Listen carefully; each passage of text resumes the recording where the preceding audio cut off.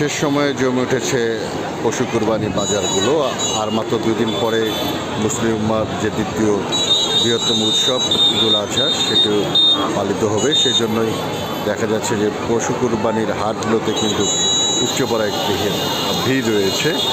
এটি ঠাকুরগাঁও শহরে যে লাহিড়ী বাজার রয়েছে সেই লাহিড়ী বাজারে অবস্থিত এবং এখানে কিন্তু প্রচুর মানুষের সমাগম হয়েছে, ক্রেতা বিক্রেতা দুজনেরই সমাগম রয়েছে। প্রচুর গরু রয়েছে এবং বাজারগুলোতে সর্বোচ্চ যে বলা চলে যে নিরাপত্তার ব্যবস্থা করা হয়েছে। এবং সেই সাথে আমরা ক্রেতা বিক্রেতার সাথে কথা বলে যতটুকু জানতে পেরেছি যে এখানে বিক্রেতারা বলছেন যে তারা গরু বিক্রি করে লাভবান হচ্ছেন না, আর ক্রেতারা বলছেন যে অনেক বেশি দামে আসলে ক্রয় করে হচ্ছে। তারপরও যেহেতু আর মাত্র 2 দিন বাকি রয়েছে সেই জন্য সকলেরই ইচ্ছা যে গরু কিনে আজকে তারা গরু ক্রয় করবেন এবং গরু ছাগল ক্রয় করবেন, পশু ক্রয় করবেন বাজারের জন্য।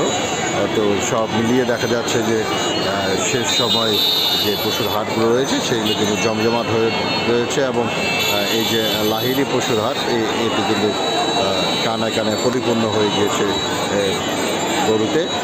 এবং যারা পশু কুরবানি দেবেন সকলেই সতর্ক অবস্থায় থাকবেন, সাবধানে থাকবেন, সাবধানে ঈদ পালন করবেন। ধন্যবাদ সকল।